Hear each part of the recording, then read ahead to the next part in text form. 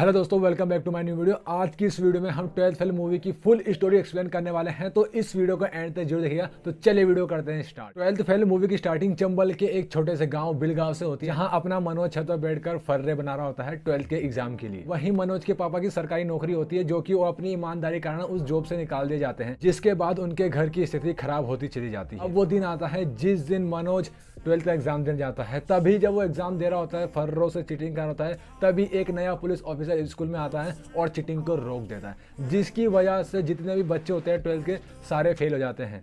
उसमें अपना मनोज भी होता है। 12th में फेल हो जाने के कारण मनोज बहुत ही नर्वस हो जाता है। तभी मनोज की जिंदगी में एक ऐसी घटना घटित होती है जिससे उसकी जिंदगी टोटली बदल जाती है। जब मनोज एक घटना के दौरान उस नए पुलिस ऑफिसर से मिलता है तो वो बहुत ही इंस्पायर होता है और मनोज पूछता है कि सर, मैं आपकी तरह कैसे बन सकता हूँ। तब वो पुलिस ऑफिसर एक ही बात बोलता है कि चीटिंग छोड़नी होगी बस। यही बात उस मनोज के दिमाग में बैठ जाती है और बस क्या था, मनोज तैयारी करना शुरू करता है अपने 12th की एग्जाम की अगली बार। और मनोज अपने दूसरी बार 12th के एग्जाम के लिए खूब तैयारी करता है और इस बार भी स्कूल में चीटिंग होती है, लेकिन सारे बच्चे चीटिंग करते हैं, लेकिन मनोज चीटिंग नहीं करता। वो अपनी मेहनत से 12th का एग्जाम देता है। इसी कारण जो मनोज है उसकी जो डिवीजन है वो थर्ड आती है और बाकी सारे बच्चों की फर्स्ट आती है। मनोज को इस बात की खुशी थी कि उसकी थर्ड डिवीजन आई, लेकिन वो उसके खुद के मेहनत से आई, चीटिंग से नहीं। जैसे जैसे समय बीता है वैसे वैसे मनोज की जो ग्रेजुएशन है, जो बीए है, उसकी पढ़ाई भी पूरी हो जाती है।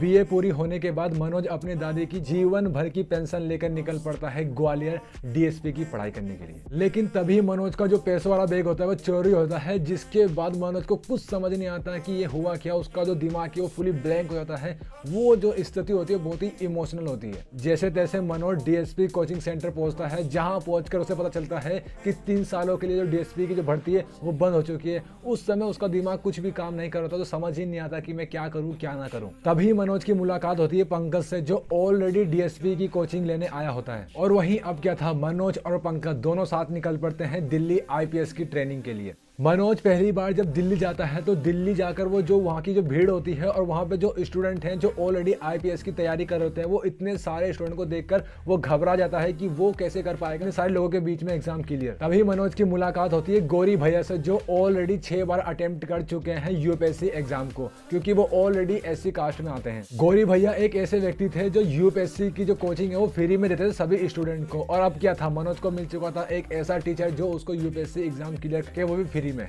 आईपीएस की कोचिंग के लिए मनोज को एक अच्छा टीचर तो मिल जाता है, लेकिन अपने खर्चों को पूरा करने के लिए उसको एक जॉब की भी जरूरत होती है। तभी उसको एक जॉब मिलती है लाइब्रेरी में, जहां पर मनोज 280 पर मंथ रुपए के हिसाब से वह साफ सफाई का काम करना शुरू कर दिया उसने उस लाइब्रेरी में। मनोज को ये जॉब मिल जाने से मनोज बहुत ही खुश होता है। जैसे जैसे समय बीता है वैसे ही यूपीएससी का प्रथम प्रीलिम्स का एग्जाम होता है मनोज का, जिसमें वह फेल हो जाता है और मनोज फिर उस एग्जाम को देता है जिसमें वह दूसरी बार पास हो जाता है। इसके बाद उसके गौरी भैया और मनोज बहुत ही खुश होते हैं और साथ ही जो उसका दोस्त होता है पंकज, वो भी बहुत ही खुश होता है। और अब मनोज का दूसरा जो पड़ाव होता है यूपीएससी का, वो होता है मेंस का, जिसके लिए वह एक अच्छी कोचिंग ढूंढने निकल पड़ता है। तभी इसी दौरान मनोज एक नए कोचिंग सेंटर में जाता है, जहां पर मनोज की मुलाकात एक श्रद्धा नाम की लड़की से होती है। किसी तरह मनोज को दूसरा कोचिंग सेंटर मिल जाता है जहां पर वह अपने मेंस की तैयारी कर सकता है। और उस कोचिंग में श्रद्धा भी आ जाती है, जहां पर दोनों की अच्छी दोस्त हो जाती है। मनोज की लाइफ में एक ऐसी स्थिति आती है जब मनोज एक तरफ अपने मेंस की कोचिंग की तैयारी कर रहा होता है अपने एग्जाम की, और साथ ही वह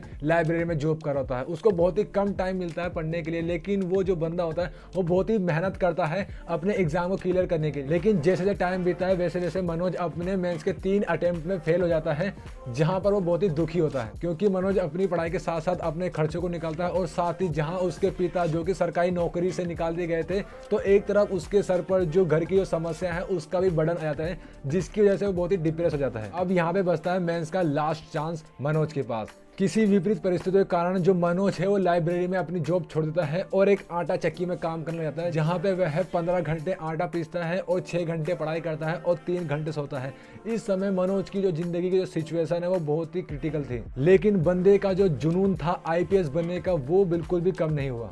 यही कारण था कि मनोज अपने 3 अटेम्प्ट में फेल हो चुका था, क्योंकि एक तरफ उसके पास घर की बहुत ही सारी जिम्मेदारी थी जिसके कारण वह पढ़ाई पे फोकस नहीं कर पाता। दूसरा यह है कि वह पढ़ाई को बहुत ही कम टाइम दे पाता था। और अब बचता है मनोज के पास आखिरी अटेम्प्ट, यानी कि लास्ट अटेम्प्ट, चौथा अटेम्प्ट। और अब गौरी भैया आते हैं मनोज के पास और उसको समझाते हैं कि ये तुम्हारा लास्ट अटेम्प्ट है, तुम सारा काम को छोड़ के सिर्फ पढ़ाई पे फोकस करो, तुम्हारा जो भी खर्चा है, घर का खर्चा है, वो मैं उठाऊंगा। तब क्या था, मनोज की लाइफ यहाँ पे थी अब बदलने वाली। और अब मनोज को मिल जाता है एक नया कमरा जहाँ पर वह पूरे दिन पढ़ाई कर सकता है। और वहीं पे मिलने आती है मनोज से श्रद्धा, जो कि मनोज को बहुत ही मोटिवेट करती है और साथ ही उसको पुराने क्वेश्चन पेपर देती है जिससे कि वह खूब मेहनत कर सके।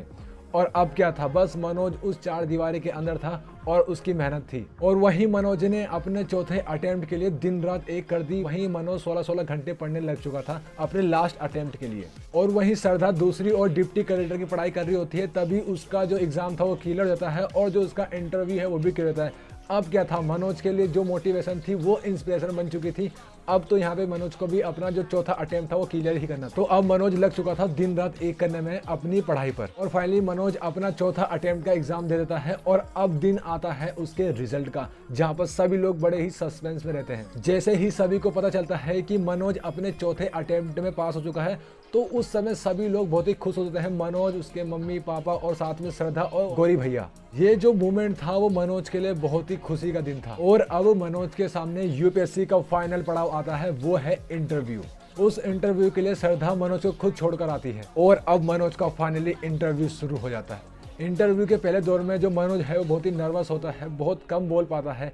लेकिन जब दूसरा पड़ाव आता है इंटरव्यू का, उसके बाद मनोज जो खुल के अपने बारे में जो बताता है, रियलिटी जो सच को बोलता है, उसको सुनने के बाद जो भी इंटरव्यूअर होते हैं वो खुश हो जाते हैं और वो इंटरव्यू मनोज क्लियर कर लेता है।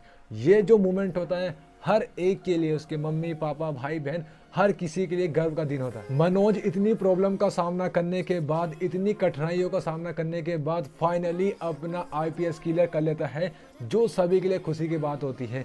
अब इसके बाद क्या था, श्रद्धा और मनोज की शादी जो लास्ट में दोनों की हो जाती है। तो दोस्तों ये थी 12th फेल मूवी की पूरी स्टोरी।